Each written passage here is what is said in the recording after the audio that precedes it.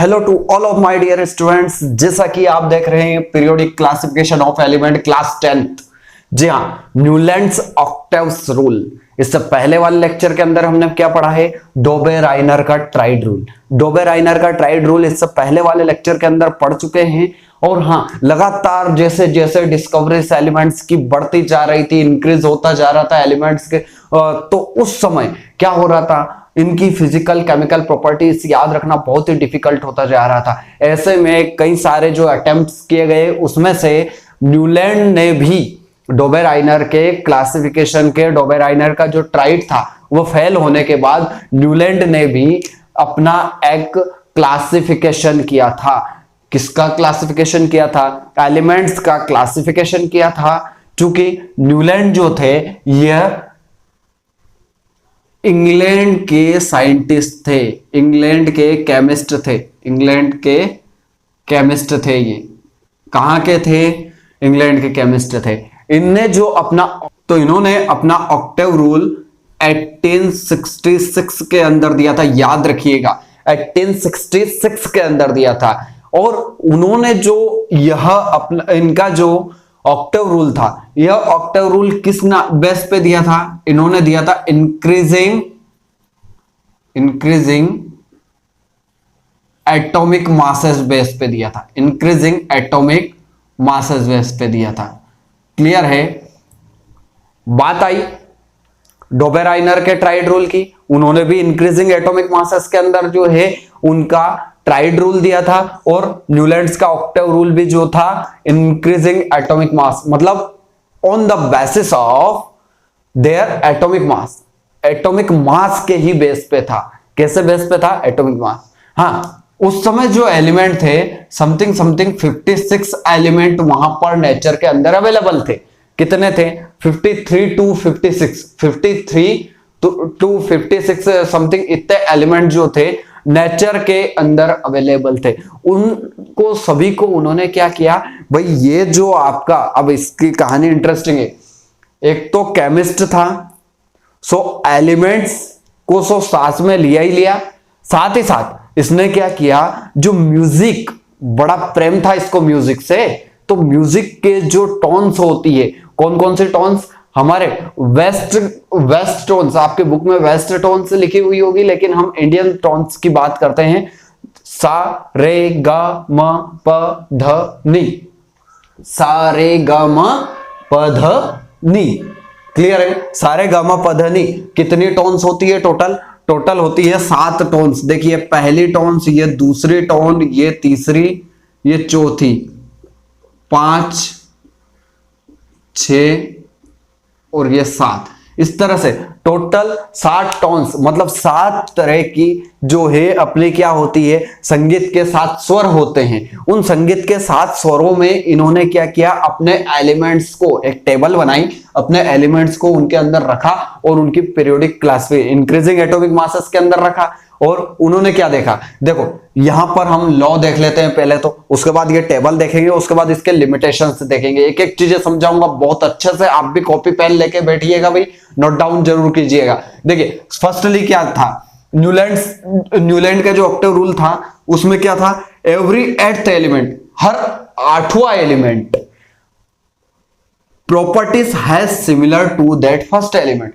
हर 8वें एलिमेंट की property first element से सिमिलर हो रही थी। उन्होंने जो संगीत के 7 स्वरों की ये जो टेबल थी, इसमें जो एलिमेंट्स रखे थे, हर एक 8वां एलिमेंट जो था वो फर्स्ट एलिमेंट से उसकी प्रॉपर्टी मैच कर रही थी। कैसे मैच कर रही थी? उसी तरह से जिस तरह से संगीत के 7 स्वरों में हर 8वां स्वर, हर 8वीं टोन जो होती है, एवरी 8th टोन जो होती है वो फर्स्ट टोन से मैच खाती है। जैसे देखिए, ही कंपेयर्स, उन्होंने इसको कंपेयर किया। अब भाई 8वां स्वर जो है वह पहले टोन से मिल रहा था, 8वां स्वर पहली स्वर से मिल रहा था, तो इसी तरह से उन्होंने क्या किया, ही कंपेयर, उन्होंने कंपेयर कर दिया इसको किससे, टू द ऑक्टेव्स फाउंड, जो ऑक्टेव उनको मिला ना उसको म्यूजिक से, किससे कर दिया? म्यूजिक से। म्यूजिक में सा रे गा म प ध नी, 1 2 3 4 5 6 7। और 8वां स्वर क्या होता है? सोचो आप खुद, इस चीज को जो है टोन के रूप में जो है थोड़ा सा एक बार जो है गा के देखो। सा रे ग म प ध नि सा, सा रे ग म प ध नि सा।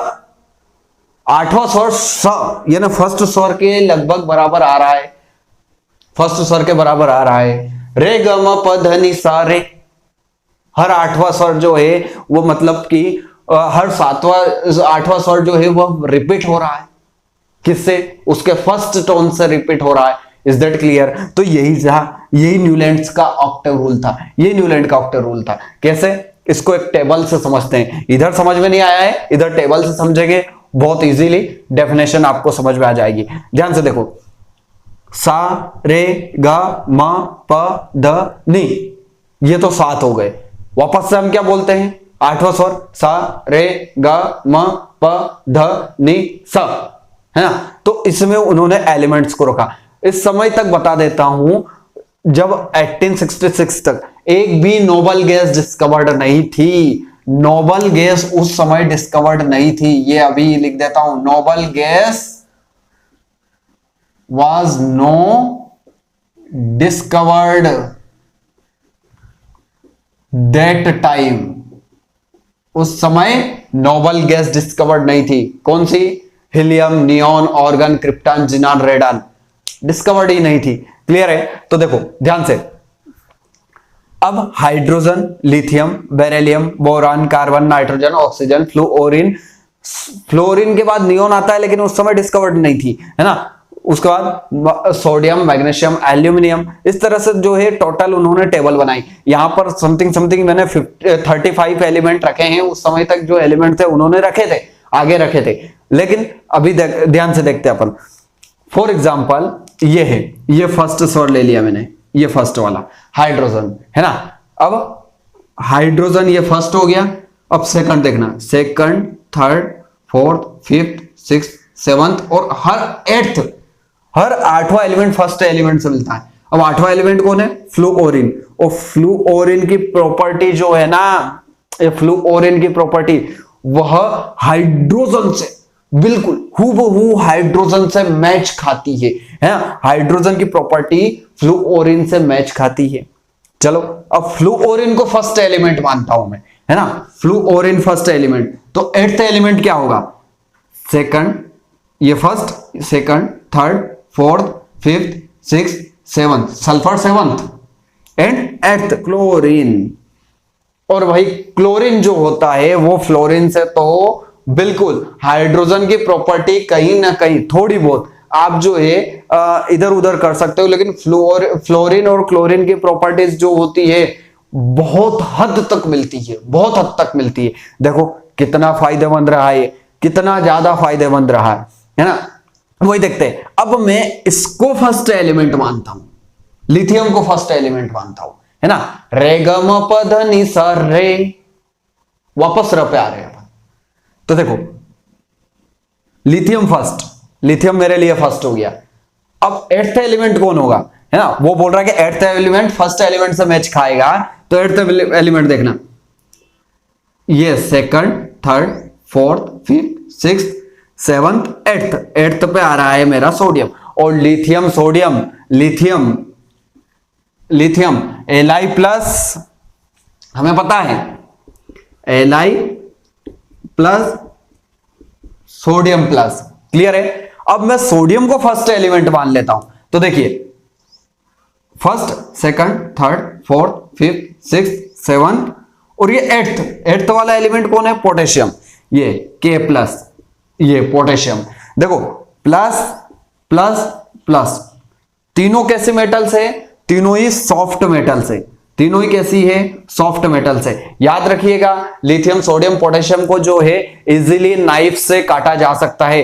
चाकू से आसानी से काटे जाने वाली जो है मेटल्स का नाम बताइए, तो वो मेटल्स है आपकी लिथियम, सोडियम और पोटेशियम। लिथियम, सोडियम और पोटेशियम प्रॉपर्टीज बिल्कुल मैच खा रही थी, प्रॉपर्टीज बिल्कुल मैच खा रही थी। अगर यहां ये देख लेते अपन, ये फर्स्ट एलिमेंट मानेंगे, तो फर्स्ट एलिमेंट ये मानेंगे, तो देखो second, third, fourth, fifth, sixth, seventh, 8th magnesium. Beryllium +2, magnesium भी +2, है ना? बेरिलियम +2, ये लिख देता हूं, बेरिलियम +2 और मैग्नीशियम +2 ना। Chemical properties, physical properties match खाई, बिल्कुल 100% मैच खाई। बहुत हद तक ये लॉ जो था वो सभी के लिए क्या हुआ था, एक तरह से देखा जाए तो इजी, केमिकल प्रॉपर्टीज को याद रखना सभी के लिए एक खुशी की बात थी। इस तरह से जो टर्म्स के फॉर्म में याद रखना, साथ ही साथ जिस तरह से मैजिकल वर्ड्स इसको बोलते हैं अपन, वो मैजिक यहां पर दिखाई दे रहा था, है ना। तो सारी प्रॉपर्टीज सेम दिखाई दी, लेकिन फिर कई लिमिटेशंस है। ये सारे एलिमेंट्स में इसी तरह से हुआ, लेकिन लिमिटेशंस आ गई। बता दूं आपको, यह जो लॉ था यह कैल्शियम के बाद कहीं भी वैलिड नहीं हो रहा था। जी हां, कैल्शियम तक ही वैलिड हो रहा था, उसके बाद chromium, titanium, manganese, iron, cobalt, nickel, copper, किसी में भी कहीं भी वैलिड नहीं हो पा रहा था। इसीलिए कुछ लिमिटेशंस आ गई, है ना। अब क्या लिमिटेशंस थी?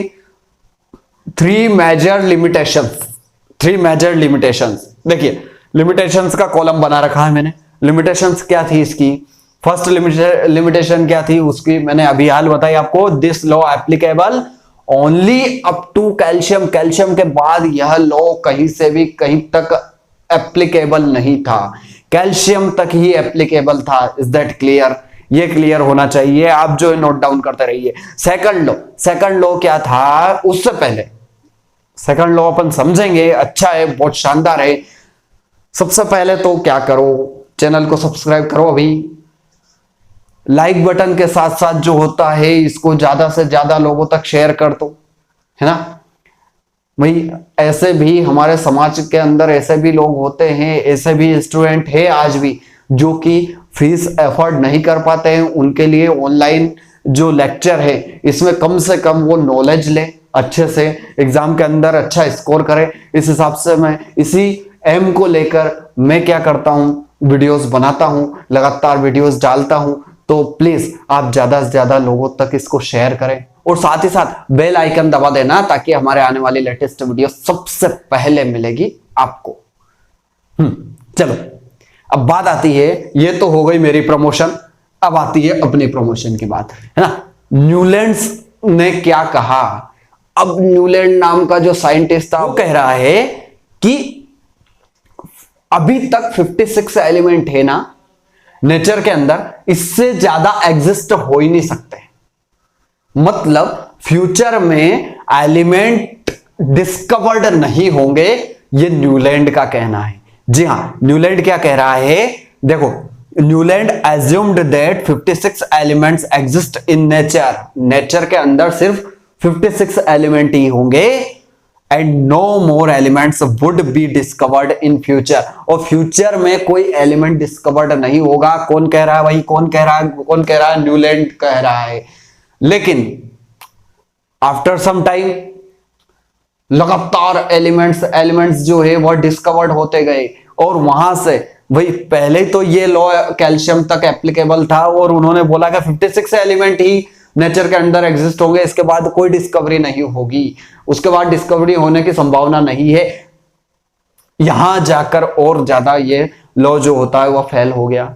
थर्ड लॉ क्या था? थर्ड लॉ देखो, उन्होंने यहां पर दिखाई दे रहा होगा आपको, ये देखो मेरे उंगली के यहां देखो, आपको दिखाई दे रहा होगा ये कोबाल्ट और निकल, और यहां देखो सीजियम, और साथ ही साथ ये सीजियम और लेंथेनियम एक साथ रखा उन्होंने, है ना, एक ही स्लॉट में रख दिया, और जिस ग्रुप में रखा वहां कहीं भी प्रॉपर्टी मैच नहीं खा रही थी। देखो क्या बोल रहा है, न्यूलैंड एडजस्टेड 2 एलिमेंट्स, 2 एलिमेंट को उन्होंने एडजस्ट कर दिया in the same slots. Same slot के अंदर देखो कोबाल्ट और निकिल दोनों को सेम स्लॉट के अंदर रखा है, सीजियम और लेंथेनियम दोनों को किसमें? सेम स्लॉट के अंदर रखा है ना। ऑल्सो, और साथ ही साथ also put some unlike elements. देखो कुछ एलिमेंट्स है under the same column, same column के अंदर जो होता है, देखो ये सेम कॉलम है, इस सेम कॉलम के अंदर देखो हाइड्रोजन, फ्लोरीन, क्लोरीन और ब्रोमीन, इनकी प्रॉपर्टीज आपस में मिलती है, बहुत हद तक मिलती है ना। लेकिन भाई ये कोबाल्ट और निकेल के जो प्रॉपर्टी है वो तो कहीं से कहीं तक सेम कॉलम है, इस कॉलम के अंदर कहीं से कहीं तक जो है इनसे प्रॉपर्टी मैच खाती नहीं है, इनसे तो यह प्रॉपर्टी कहीं से कहीं तक मैच नहीं करती है, इनसे प्रॉपर्टी मैच नहीं करती है। कोबाल्ट और निकेल की जो प्रॉपर्टी है वह तो आयरन से मैच करती है, तो आपको तो यहां रखना चाहिए था, है? लेकिन भाई आयरन और सल्फर की प्रॉपर्टी कहां मैच करती है, फिर ये कॉलम कहां से आ गया? आयरन और सल्फर की जो प्रॉपर्टी है वह तो मैच नहीं होती है। यहां देख लो, सीजियम लेंथेनियम, बैंगन आलू, बोरॉन और एल्यूमिनियम, इसकी +3, इसकी +3, है ना? क्रोमियम, क्रोमियम, फिर ये मेटल आ गई, ये नॉन मेटल्स थी, ये दोनों जो है आपकी बोरॉन और एल्यूमिनियम नॉन मेटल्स थी, बट क्रोमियम, यट्रियम, ये जो है आपके ट्रांजिशन एलिमेंट्स आ गए, कहीं से कहीं तक प्रॉपर्टी मैच नहीं खाई। तो ये मेजर 3 इसकी क्या थी? लिमिटेशंस थी। सबसे पहले तो क्या करो इसका, आई होप आपको वीडियो भी समझ में आई होगी, प्लीज लाइक कर देना, और हाँ इसका स्क्रीनशॉट लो पहले तो।